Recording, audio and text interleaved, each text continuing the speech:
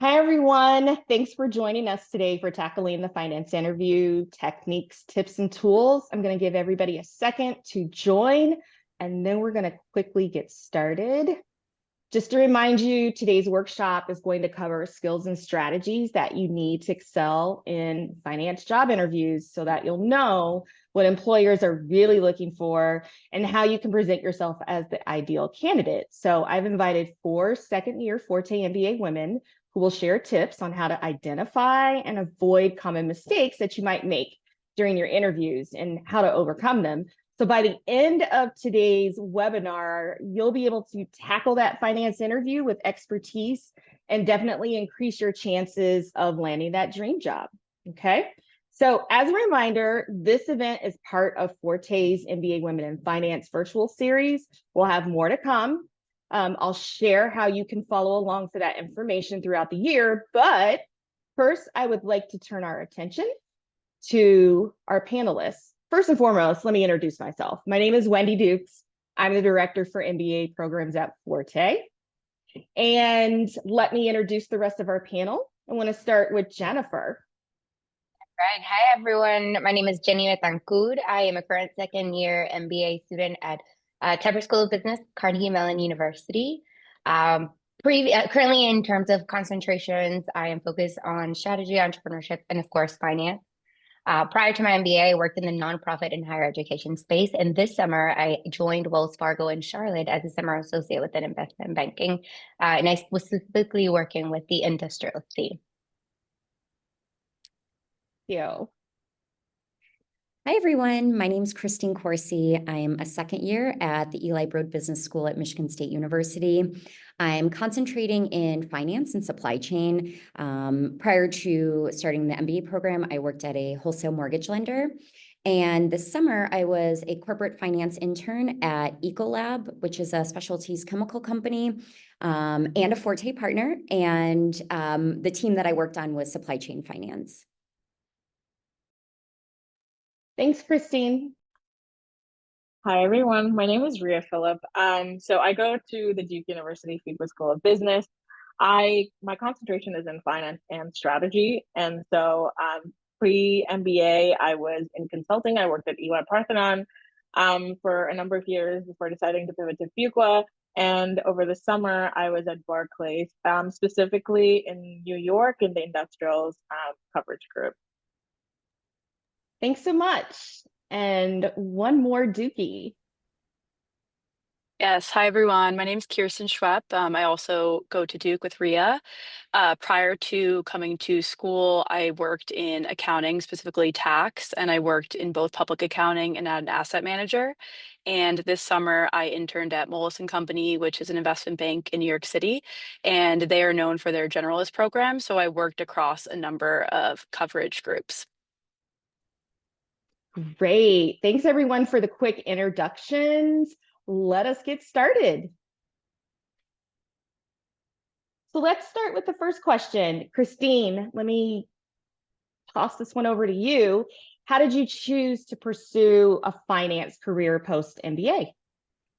Yeah, so before starting the MBA program, like I mentioned, I was at a wholesale mortgage lender. I had held various roles in underwriting, marketing, and then for the prior 3 years to leaving, I was in an investor relations role where I got to see the company go from being privately held to going through the public. We didn't go through an IPO, but we went through the SPAC process, and then 2 full years of being a public company. And I really enjoyed working on investor relations. I worked very closely with the corporate finance team. But on investor relations, at least my experience, it was very communications based. So we were telling the story about the company. We got to tell the story of how the previous quarter and the previous year went and really like the amazing things that the company was doing. And I had wanted to transfer into finance to be a part of that story. There's so much impact that the corporate finance team can have on a company. And I had wanted to be a part of that. And having worked closely with them, I got to get a basic understanding of what they do, kind of what their regular schedules are in terms of the year, month end, quarter end, year end. And it was something really fascinating to me. And that was a big motivator for me going back to school. That's great to hear. Kirsten, I want to hear why you decided. You were already in finance as well, and you wanted to continue. So let's hear from you. Yeah, so as I mentioned before, I worked at an asset manager doing tax. And so I saw a lot of transactions happen, and I was kind of on the end of compliance for those transactions, but I thought the transactions themselves were very interesting. So I thought, how can I get from this back office support role to more of a front office revenue generating role within finance, whether that be at a hedge fund or private equity fund, and kind of learned pretty quickly that you need to have the experience to back that up. So investment banking just seemed like the perfect fit to kind of learn about these transactions and help companies along the way as my first step into that front office role within finance. Lovely. Does anyone else want to jump in and share their story why you decided to pursue finance through an MBA? I'm happy to share. So I am a career switcher. I spent the last almost 8 years working within program management in the higher education space, and that was done through a variety of public institutions as well as nonprofit between North Carolina and the Washington, D.C. area. And so I'm Latina first generation and have predominantly worked with the Black and Brown community and was really focused on impact on the community. But then at some point, I also realized in order to scale and scale that impact, I needed to have some formal training. And for me, that is what drew me ultimately to business school and specifically finance, because ultimately you can have a great story, great mission, great vision. But if you don't have the financial piece, which is the how, it doesn't necessarily come to fruition. And so I knew that that was a gap that for me, career wise, and I wanted to kind of address that going back to school. And so I actually initially thought anything but investment banking. And I was exposed. I had the blessing and privilege of attending a couple pre-MBA experiences through Forte and Consortium. And the question became, well, what if and why not? And people really recommended that I attended a conference, Fast Track, actually, in New York through Forte. And it was life-changing. It became well, I think I'll regret it if I don't. And so my background in education is really what led me to finance. I love to hear that. Going to Fast Track really helped crystallize why you wanted to go into finance. But I got to ask Ria, how did you decide this is what you wanted to do post MBA? Yes. So like I said, I spent 5 years in consulting, and towards the latter half I was doing like due diligence and specifically on the tech side of things. So I have an engineering background, really good at tech. I got this down. It came to analyzing costs, and I knew my peers were so much better than I was, kind of like calculating the revenue and getting to the bottom line. And I was like stuck, like, okay, I can do Udemy courses or I can actually get a formal education. And so knowing the bandwidth in what I had, I decided to actually pursue my MBA. And I was actually down in Durham, so it made complete sense. But the pivot to finance and IB specifically was also during Fast Track. So Jennifer and I actually met at Fast Track back in 2023, actually. And so that was the exposure I had. I started talking to a bunch of people who were female engineers, and I was like, okay, if they can make a pivot and they make a case that I can do it, maybe I should try it out too. So I spoke to a lot of people before I wanted to pursue that decision. And so Barclays, the person that kind of led me through was also a female engineer, or she had background in like STEM. And so that was really the point of tipping where I was like, okay, yeah, I'm going to pursue this. I'm going to try this out. If I'm going finance, I'm going all in. So that's my journey. You gotta at least try it. You gotta go all in, and that's what part of the MBA is for you to try something different. So Jennifer, that's what you did. I'm very curious to know, how did you land your internship, and what was the process that you went through from getting the interview to the offer? It was a rude awakening, but it was also really fun. I think I had a lot of support. There were a lot of resources that I was also lucky enough to connect with. And so the first, I think, were pre-MBA opportunities, specifically Consortium and Forte. I always have to make sure that I mention those because as a first-gen student. And even I wasn't even sure I wanted to go back to school, honestly, right? I had already a master's of public administration.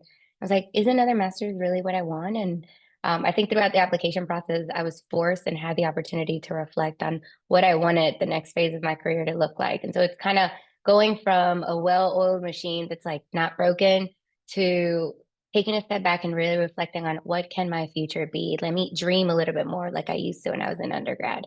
And so the pre-MBA opportunities only accentuated the opportunities for that, for me to speak with current students, alumni, and professionals in the space. The Master's Career Center at Tepper School of Business, my coach, Jackie, incredible, as I'm sure there are other coaches at other schools. I work very closely with the Graduate Finance Association. We have a very structured process that prepares us for investment banking, whether you have a background in finance or not. And I think that was my biggest hesitation. Can I actually do that? I seriously would enter conversations having that question. And I think people were very candid in sharing it is tough. But if you put in the work, you can. Like there were a lot of people, like Ria even mentioned, that were career switchers, especially going into investment banking, and that's what was empowering.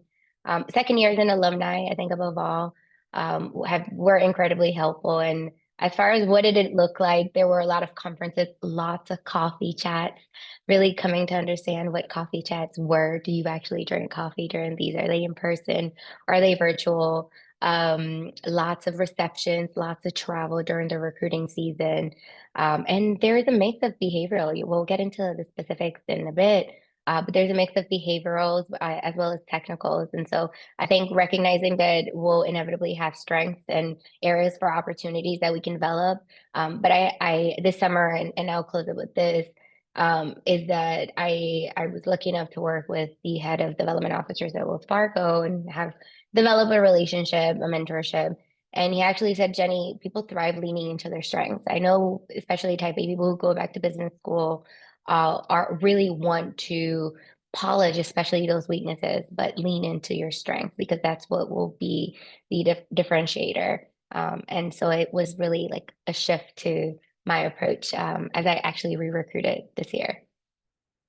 I love that story. We love Wells Fargo. They have sponsored our Fast Track conference for the past year and will do so again next year. Let me turn my attention to Kirsten. Because again, Kirsten, you came in with a very strong background in finance. So how did you get your internship? How did you get the interview and then land the offer? Yeah, so I think like the first thing that helped me was finding a mentor.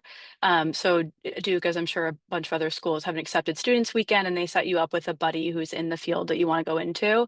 And he became pivotal during my entire journey, just kind of taking me under his wing and helping me in terms of mock interviewing, etc.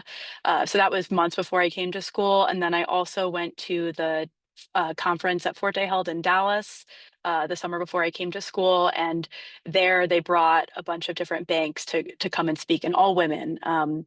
That's actually where I learned about Moelis because I didn't know. I didn't know that that bank existed before coming to Forte. And I met one of the women who helped me along the way, who was at Moelis, has since left, but she was there when I was interviewing. And probably similar to Jenny's experience, our finance club has a pretty structured process in terms of banking recruiting.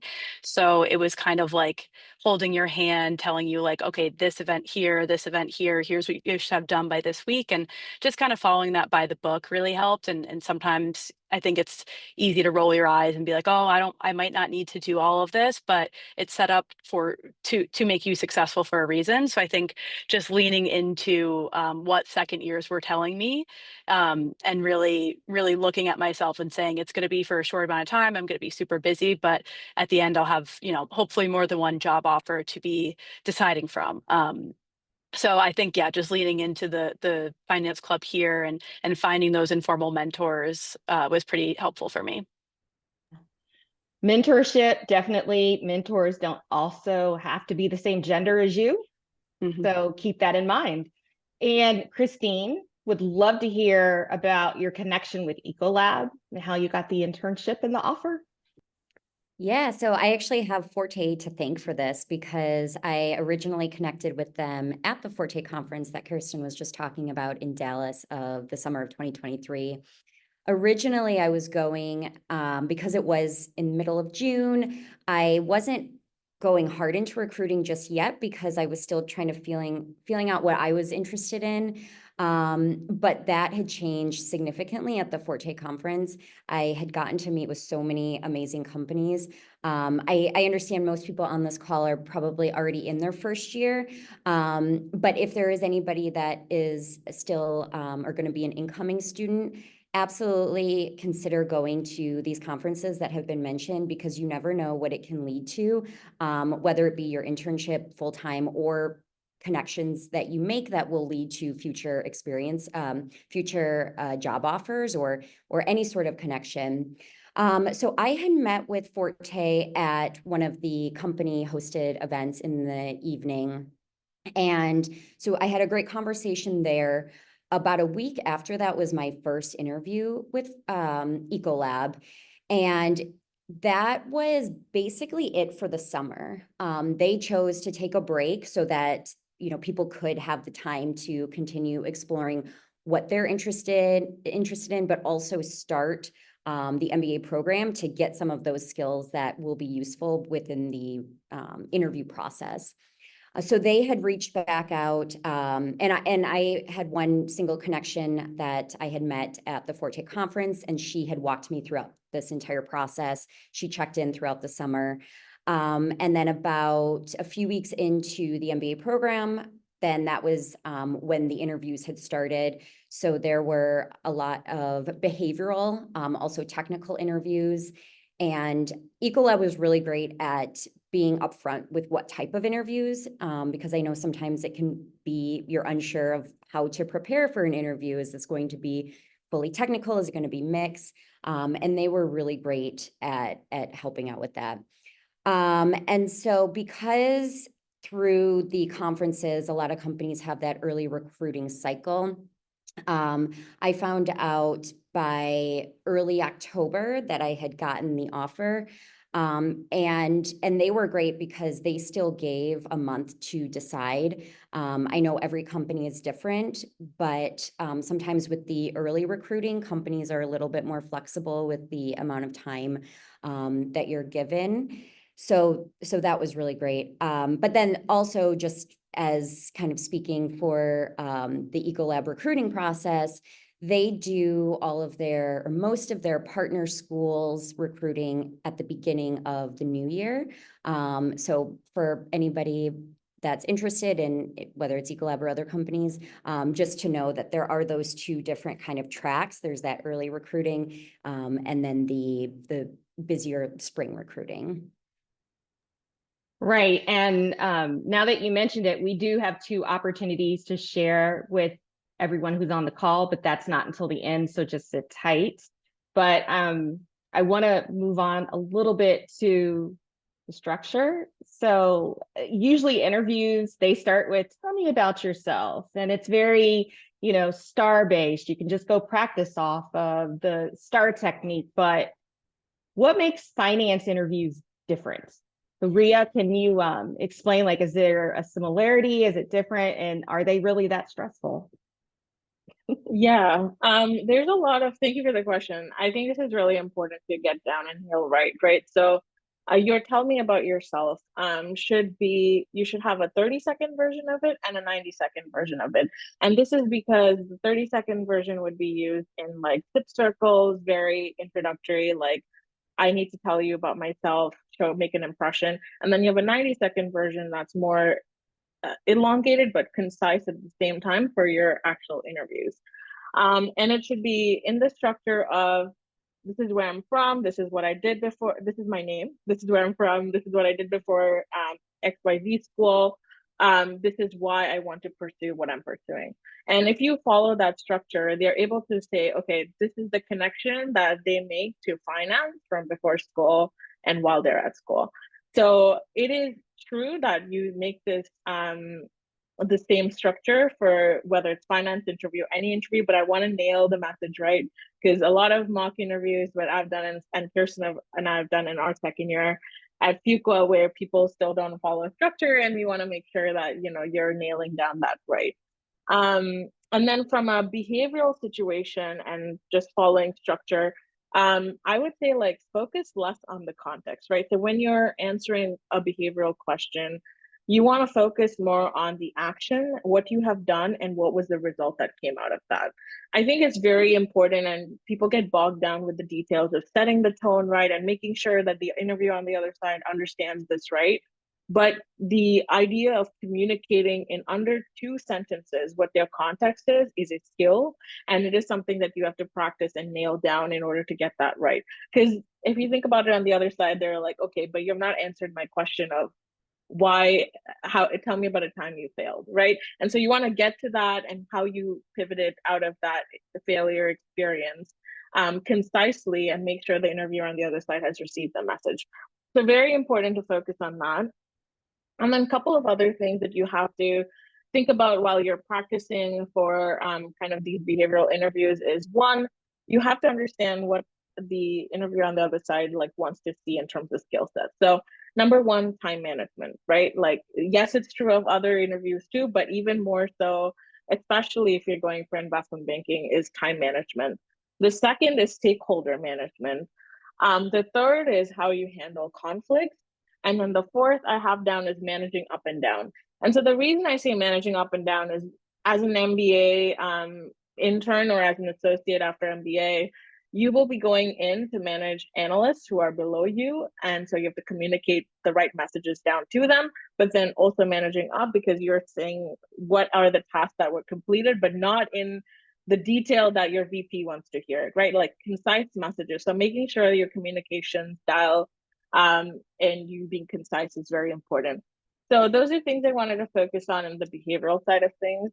But then jumping to your question, Wendy, on format of each company, it really depends. The interview depends. So I've had interviews where it was just case. So they would present a a booklet, and they said, "This is your case. Like, go through this, and we'll give us a couple of questions, diligence, and we'll ask you like what is your thought process on it." Barclays specifically, though, because I eventually took the offer to go there for the summer. I had a 30-minute behavioral, and then the rest of the time was technical. So I did like an early interview period, so it was only an hour-long interview. And the questions, or the common questions that were asked, is basically, you're tell me about yourself, tell me a time you exceeded expectations, tell me a time you had a difficult conversation, tell me a time you faced adversity. So those are very common questions. And what helped me through navigating all these questions, because you cannot build a database of 70 questions and be like, okay, I have an answer for all of these, but kind of think about your stories, right? How can you nail your stories in multiple different buckets and form like a matrix of your own practice answers? And that will kind of help you navigate if someone throws you a curveball during a behavioral, to be like, okay, yes, I can take this story. I know it'll also fit this other question that someone's asking me. So just making sure that you have, that database of answers so that you're prepared for an interview is very important. Yeah, preparing for finance interviews is a lot. And I hear again and again from everybody that utilize your resources, practice, the STAR technique, have some kind of structure to your answers. I'm kind of wondering, Jennifer, were there any other things that you wanted to add? Like, what type of format should students anticipate, and what are some of the questions they should expect? Do you remember what you were asked? Oh my gosh, yes. And you'll always remember the one that you didn't necessarily feel the most prepared for too, right? And you'll make sure you have them for the next conversation, just in case. But certainly agree with Rhea that some of them will be more formal than others. Interviews are inevitably much more formal. For me, they ranged between 3 to 5 rounds. Some were in person, some were virtual. Usually a bank will follow the same format though. If it was, and I did super days, I ended up not doing round ones because of the early recruiting. However, with that, again, it'll vary by bank. I interviewed with Lincoln and they had a case. Other banks didn't have a case, but they also had 3 back-to-back 30-minute or up to 45-minute conversations. And some of them may be exclusively technical. Others may be a mix of behavioral and technicals. And so I think just be confident in what you have to share know your story. And I think the best recommendation is to make it conversational. Don't regurgitate your tell me about yourself, your TMI. A lot of the times I think we get caught up in expecting the interviewer or the banker that we're speaking with, especially in banking, to ask us, so tell me about yourself. And there were conversations where it actually didn't start out that way. And I can't remember like even how I managed to get back on track, but I always remember from that one conversation, I identified specific points that I wanted to make sure I hit. And also make it organic, right? Take a look at the people's LinkedIn and start a conversation. Oh, I noticed you actually also studied in China. Tell me a little bit about what led you there. Because the conversations, especially during coffee chats, are a break, especially for bankers. And so we hear this a lot of the time. We want to make people talk more. Not only do they have less time to ask us questions, but also people tend to walk away from the conversations feeling better about the conversation. And so I think that that is something that you can kind of take ownership of and lead whenever you have that opportunity. As far as just more general things, have questions prepared. Um, be personal, right? Really get to know them, take notes, create a database of everyone you're speaking with. Make sure you follow up with your thank you within 24 hours. Remember, it's the business of relationship building. And so ultimately, they want to gauge, can they put you in front of a client? So all your STAR stories agreed and echo with being a hard worker, positive attitude, having an entrepreneurial aspect. Just some more questions that we didn't already share. I remember being asked what groups, obviously your why your school, why Tepper, why investment banking, what are groups that you were interested in if they're not a generalist program? How do you anticipate handling 100-hour work week? Why this bank? And then more technical specifics like what is WAC and what are some valuation methods, I think were common questions. Just throw in some evaluation questions in there. Yeah. Kirsten, how do you prep for something like this? If you could like share what your strategy was for preparing, because I'm sure this is just an outrageous time suck for you. Yeah, so there's like a 400 question guide that I'm sure most people, if you've looked into banking, have seen. And I basically use that as like my Bible. Like I would take it and write down little notes. And if I couldn't remember something, I would put it on my mirror so that when I was washing my hands, I could look at it when I'm brushing my teeth, just that constant repetition.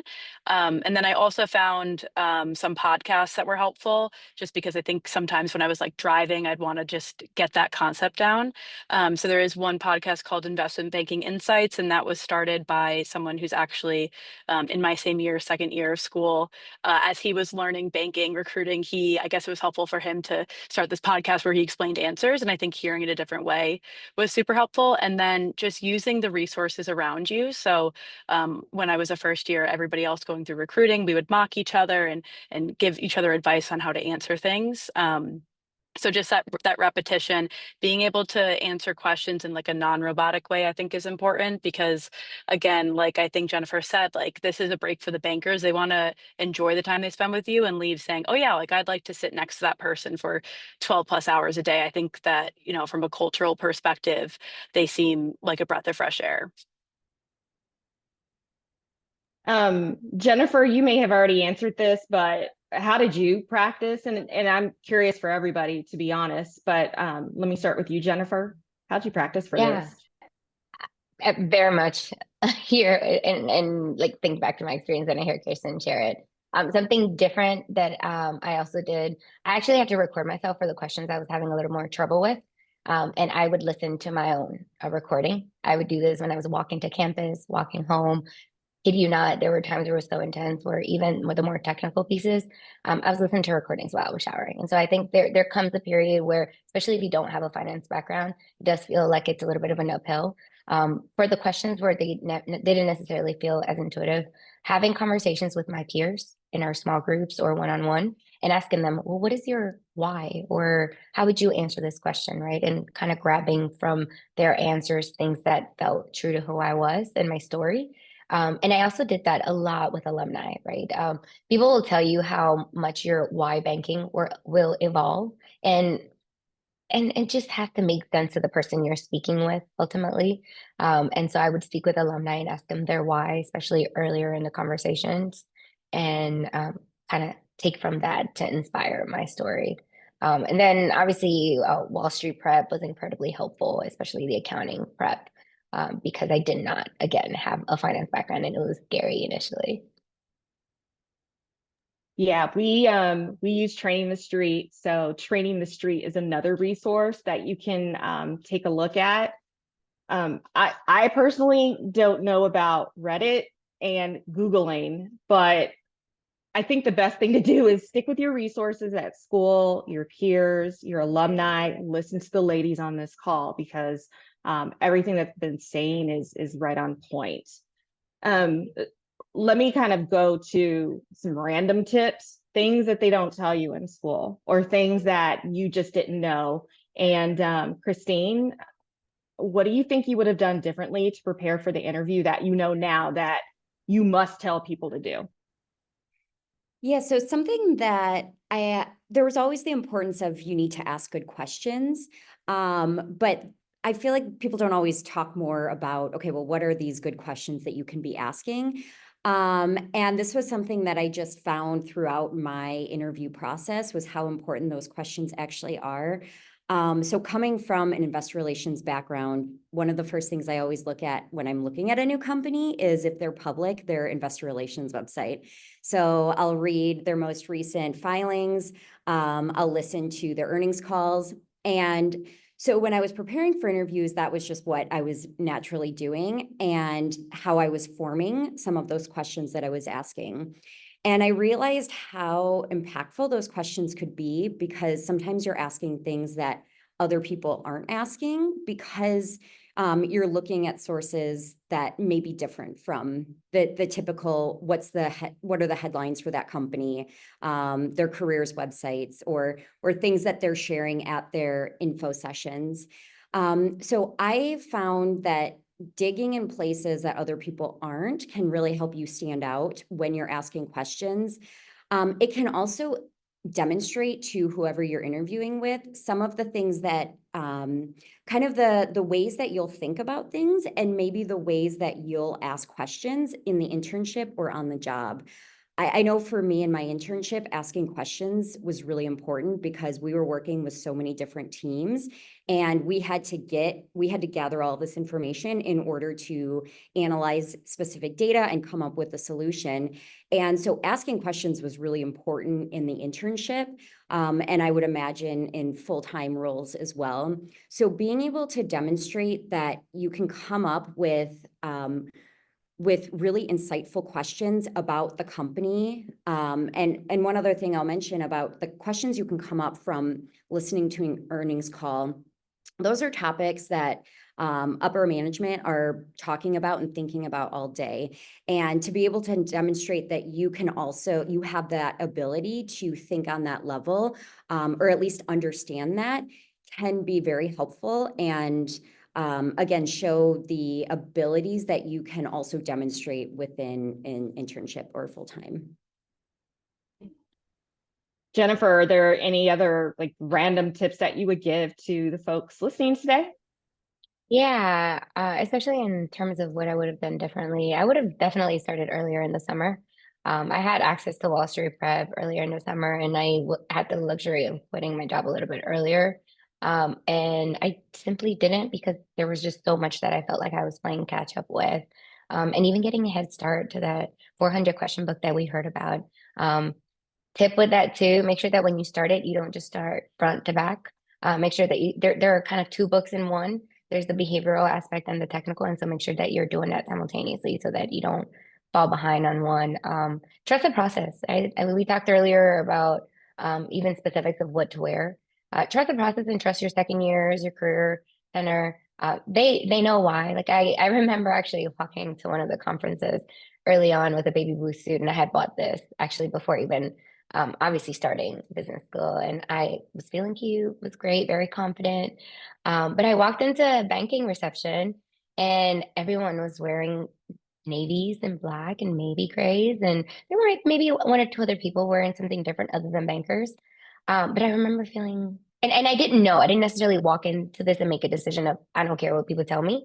This was just an earlier decision. And then when I went back and started the preparation, I vividly remember that day and like, okay, well, I'm still going to own the fact that I'm here. And I actually ended up securing my super date that during that reception. So it didn't matter, right? You show up authentically and confidently. But I remember thinking I never want to feel out of place and made sure that I was almost dull even. And obviously like have earrings and like to wear things that reflect my personality and culture. But that was not necessarily the case. So trust the process. When people tell you what to wear, what to try not to do.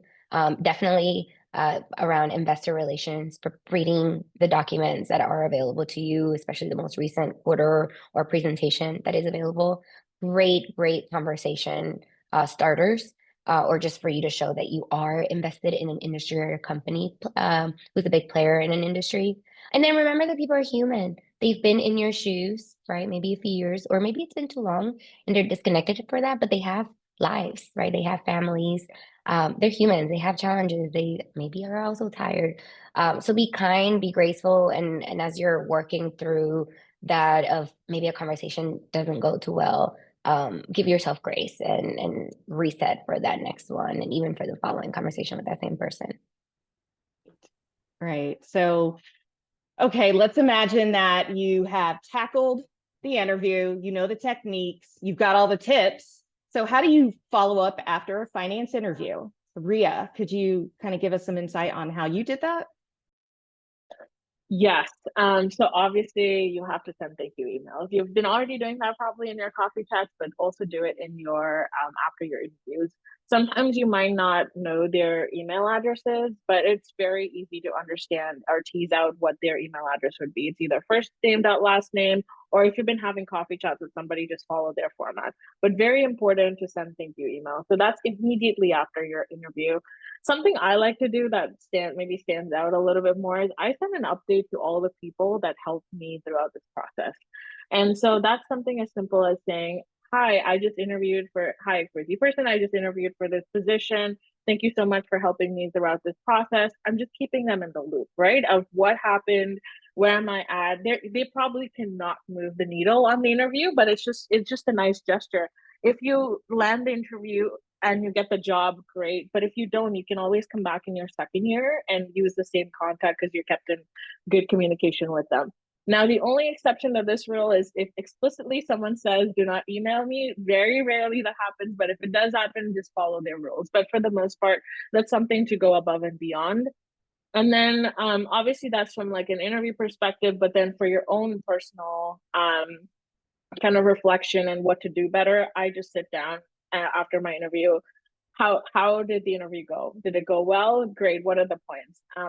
What did not go so well? So how can you improve? And so jotting down the things of being like, okay, I should work better on my behavioral. This is the question I did not answer so well. Going back and doing more mock interviews with either your peers or your second year is an action you have to take after. So that's how I would pivot after a finance interview.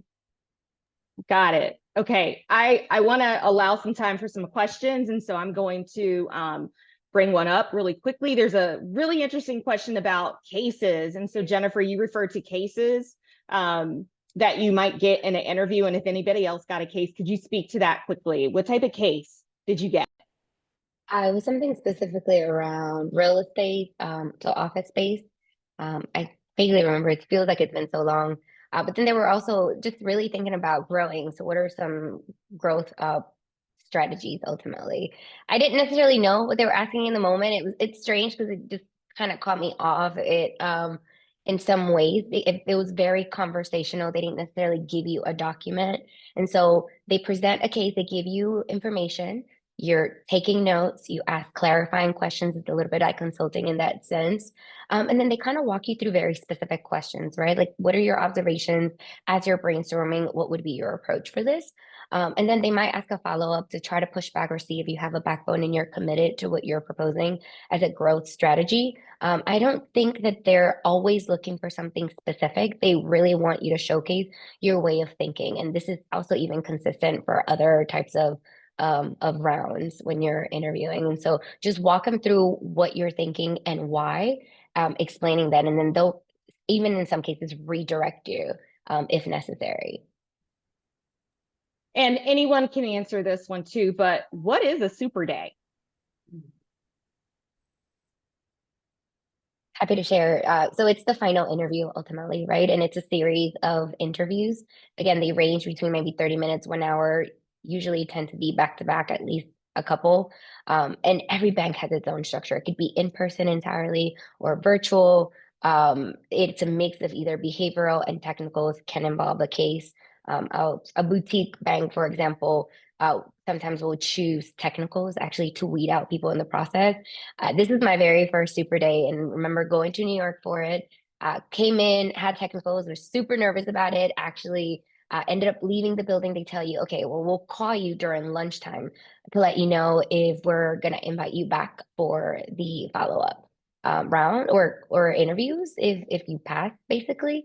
And you basically find somewhere near the building, but you physically leave facilities and wait for a phone call. Went to cafeteria, super loud, step out when I get the phone call, and they give you a time of when to return. And then I had two back-to-back 45-minute conversations then. So that was the first one. The others were, again, either virtual or in person. And I think the longest one was 5, or they gave me a 30-minute break in between. That's like a whole day's work. Kirsten, did you want to add to that too? Yeah, I was just gonna kind of echo a little bit, but I did 3 separate super days and they were all completely different.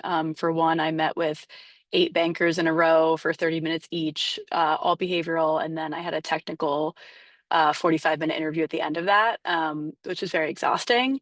And then another one, I met with I think 3 or 4 MDs. It was completely behavioral, and then there was a case study in there as well, which was kind of similar to Jennifer's, but for ours, like they actually put up a deal they had done and give you like a little bit of time to take some notes on it, and then a banker comes in and asks you questions, redirecting as necessary. And then for the third one, it was through an early diversity day.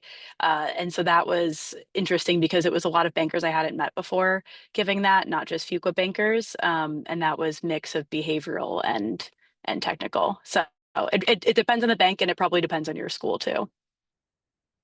Yeah, thanks for that, Kirsten. Unfortunately, we are out of time, but I want to thank all of our participants today who did submit their questions. A big thank you to the panelists for sharing their expertise and your experience today. Very grateful for all of you for doing that.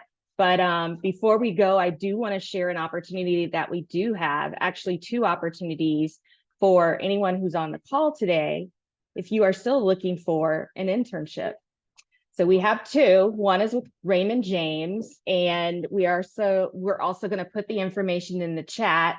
The Raymond James is looking for an intern for their A2C program. And then there's also McKesson. McKesson has a finance leadership associate internship that they are also hiring for. Both of the QR codes are up there, and there's more information being shared in the chat. If you do have additional questions, you can reach out to us at mba@fortefoundation.com. With that, I do want to tell everybody thank you again for joining us today. Thank you to Jennifer, Ria, Christine, and Kirsten. I really appreciate your participation today. And hopefully everybody on the call has learned something new, insightful, and helpful about finance internships. Thank you, and I hope everybody has a great rest of your day. Bye. Thank you.